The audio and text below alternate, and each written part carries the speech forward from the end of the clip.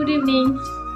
সন্ধ্যাবেলা বসলাম, প্রচণ্ড ঠান্ডা, তাই একদম চাদর মুড়ি দিয়ে বসলাম।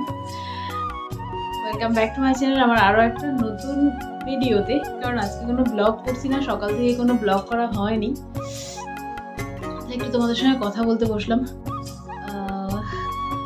মানে ডেলি ব্লগের মধ্যে না এই কথাগুলো হয় না, তাই ভাবলাম যে আজকে একটু আলাদা করে কথা বলি। যেহেতু সকাল থেকে ব্লগ করা হয়নি, তাই আজকে বেশি কিছু না, বেশি সময় নিব না। ভিডিওটা প্লিজ মানে স্কিপ করো না, কয়েকটা কথা বলবো। মানে আমরা সবসময় দেখো মানে ইউটিউব তো দেখতেই থাকি, যেহেতু ইউটিউবের মধ্যে আছি সবসময় কিন্তু ভিডিও দেখতে থাকি।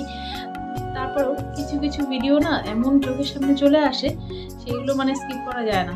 সেগুলো মনে হয় যে না দেখি ভিডিওটা কি আছে, মানে কিছু কিছু হেডলাইন এমন থাকে। তো আজকে সকালে মানে ভিডিও দেখতে গিয়ে একটা ভিডিও চোখে পড়লো। ভিডিওগুলো দেখার পর আমার সত্যি আর ভিডিও মানে সারাদিন আর মানে ব্লগ করা হয়নি।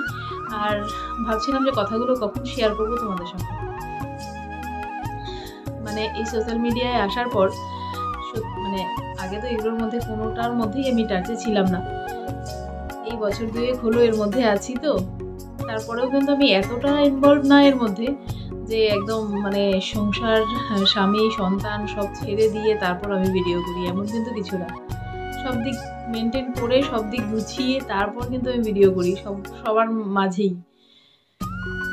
মানে আজকে যে ভিডিওটা আমি দেখলাম, চ্যানেলটার নাম আমার মনে নেই, কিন্তু মানে উনি যে কথাগুলো বললেন, মানে সত্যি ঘটনাগুলো তুলে ধরলেন আর কি। মানে সত্যি গায়ে কাটা দেওয়ার মতো কতগুলো ঘটনা। তোমরা কতদূর কে জানো কি না, আমি ভাবলাম যে আমিও মানে জানলাম না, সেটাই তোমাদের সঙ্গে শেয়ার করি। প্রথম 4-5টা ঘটনা উনি বললেন, তার মধ্যে যে কয়টা সবগুলো তো আমার মনে নেই, যে কয়টা মনে আছে আমি তোমাদের মানে জানাচ্ছি। প্রথমেই একটা মানে বাচ্চা মেয়ের ঘটনা বললেন, যে 12 বছরের একটা মেয়ে মানে রিলস করবে।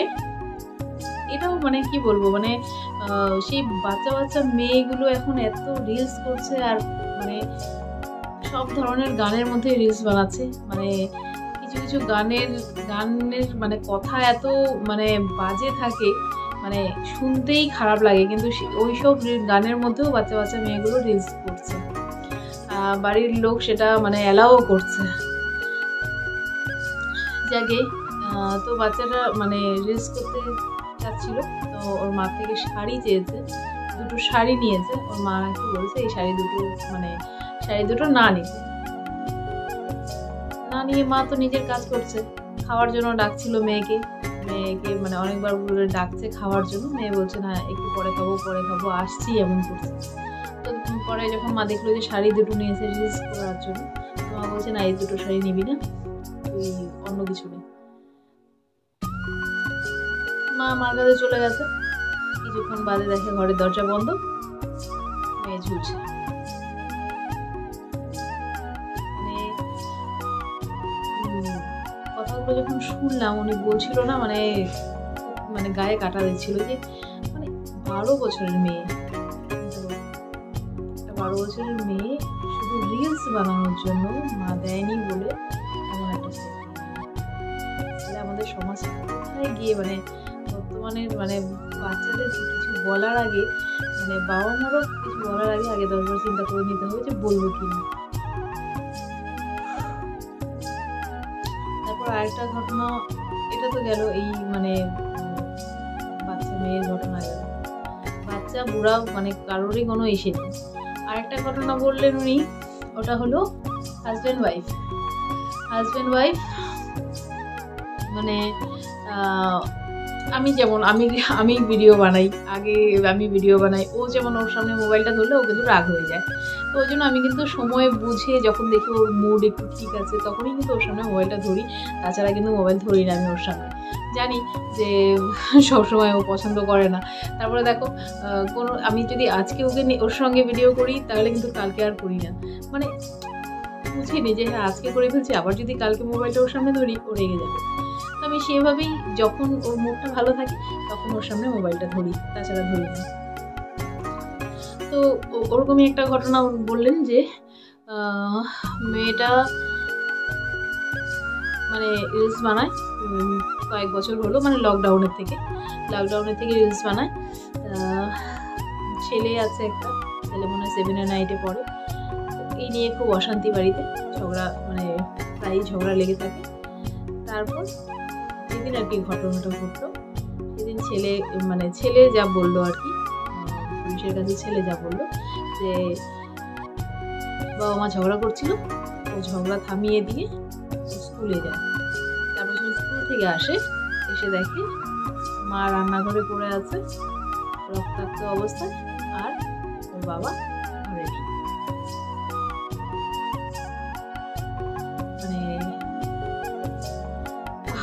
মানে এই খবর শোনার পর মনে হয় কি আর ওর সামনে মোবাইল ধরবো না আমি।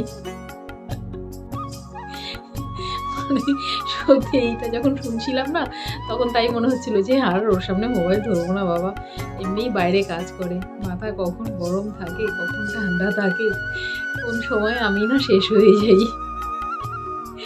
যাকে এমন কিছু হবে না, কারণ আমি বুঝেই ওর মানে যখন দেখি ওর মুড ঠিক তখনই ধরি। আর আমাদের এই রিলস বানানো নিয়ে আমাদের মধ্যে এখনো কোনোদিন কোনো রকম অশান্তি হয়নি। সেই অশান্তির পর্যায়ে গিয়ে আমি ওভাবে রিলস কোনোদিন বানাইও নি, যে মানে ব্লগ হোক রিলস হোক যেটাই হোক, ওই মানে অশান্তি হবে আমাদের মধ্যে কোনোভাবে আমি কোনোদিন করিনি। এইটা গেল। আরেকটা, এটা তো হলো যে মানে ছেলেটা মেরে ফেলছে, মানে হাজবেন্ড ওয়াইফকে খুন করলো। আর আরেকটা হলো নতুন বিয়ে হয়েছে, কিছুদিন হলো নতুন বিয়ে হয়েছে, তার মধ্যে ওই মানে বর রিলস বানাতে দেয় না, এখানেও একই অবস্থা, বর রিলস বানাতে দেয় না বলে বরকে মেরে ফেলছে। মানে এখানে আগেরটা ছিল বউকে মেরে ফেলছে, এখানে বরটাকে মেরে ফেলছে। তাহলে কি সব কাণ্ড হচ্ছে দেখো। তারপর আরেকটা ঘটনা হলো, আরেকটা তো এটা রিসেন্টলি, ওটা আমিও দেখেছিলাম ভিডিওটা। মেয়েটা রিলস বানাতে গিয়ে ছাদের থেকে পড়ে যায়, দুটো পা ভেঙে যায়। তো দুটো পায়ে মানে অপারেশন চলে। ডাক্তাররা বলছিল যে যদি আরও কিছুক্ষণ দেরি হতো তাহলে পা দুটো বাদ দিতে হতো। ওটার মানে খবরটা মানে যেদিন ঘটনাটা ঘটে পরের দিনই আমি দেখি ওটা ইউটিউবে, ওটাও বললো উনি।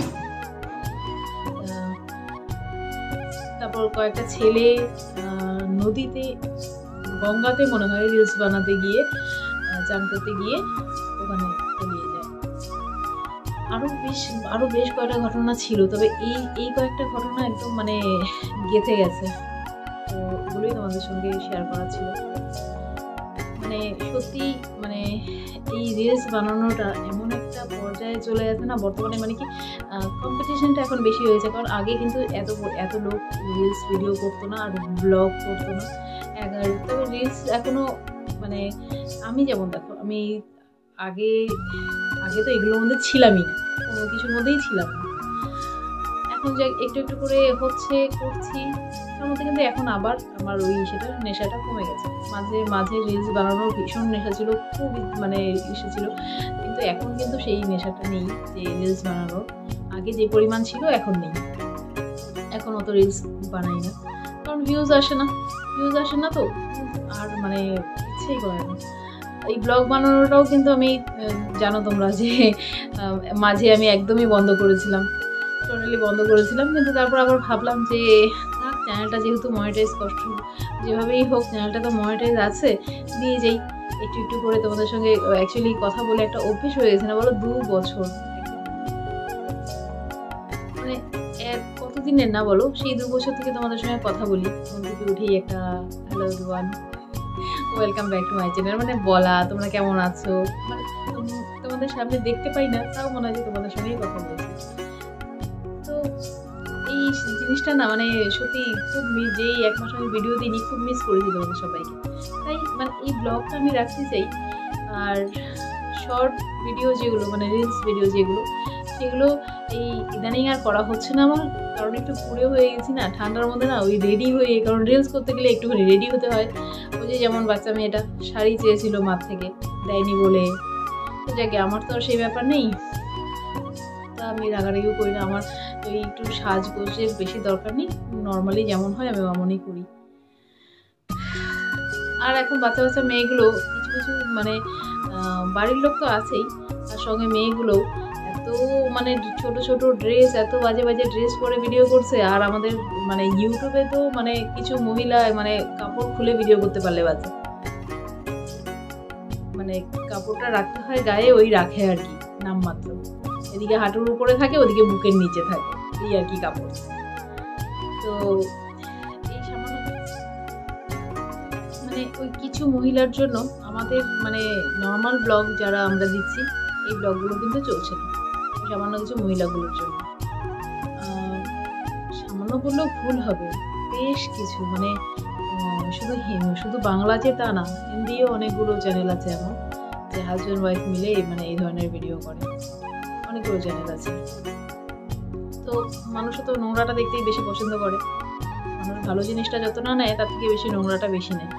তো সেই জন্য ইউটিউবও এদেরকে প্রমোট করেই যাচ্ছে, কারণ এতে ওদের লাভ। লোকে যেহেতু ওগুলো পছন্দ করে তাই ইউটিউবে বেশি বেশি করে এগুলোকেই প্রমোট করছে। আর নর্মাল ব্লগ কে আর দেখতে ভালোবাসে, সে তো ঠিক আছে, সে জানি যে নর্মাল ব্লগ দেখতে ভালোবাসে না ঠিকই, কিন্তু এমন অনেক মানে আছে ভিডিও আছে ইউটিউবে, এমন অনেক মানুষ আছে যাদের সত্যি ভীষণ দরকার। আমি দেখি দুটো বোন আছে, এর আগেও তোমাদেরকে একটা ভিডিওতে বলেছিলাম যে 2 বোন আছে, 2 বোনই মানে পঙ্গু, এই হুইল চেয়ারে চলাফেরা করে, হাঁটতে পারে না, ওদের চ্যানেল আছে। আরও অনেক অনেক বাচ্চাদের চ্যানেল আছে যে অসুস্থ বাচ্চা নিয়ে ভিডিও করছে, তোমাদেরকে লিঙ্কও দিয়েছিলাম এর আগে আমি।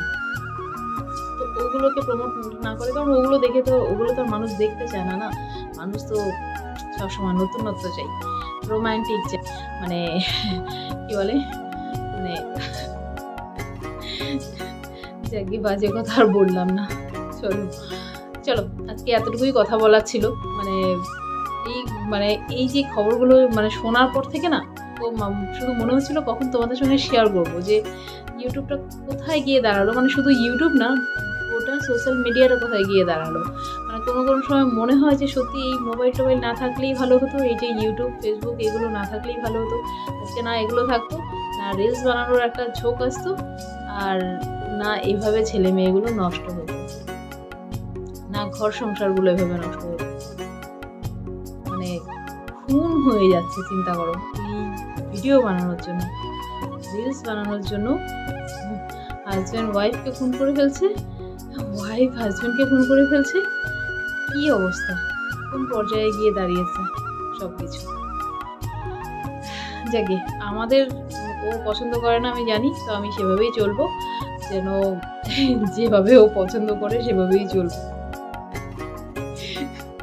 দেখো তো মাঝে মধ্যে মোবাইলটা ধরলে কেমন রেগে যায়, তো তখন না মেয়ে খারাপ লাগে যে সবাই করে, করতে পারো না। কিন্তু যখন এই যে এই খবরগুলো দেখার পর মনে হয় বাপরে, আমি তার থেকে তো ভালো আছে বাবা, আমাকে তো মারে নাই, মানে ওই যে বউটাকে যখন মেরেই ফেললো এই রিলস বানানোর জন্য, সে জায়গা আমাকে তো মারে নাই।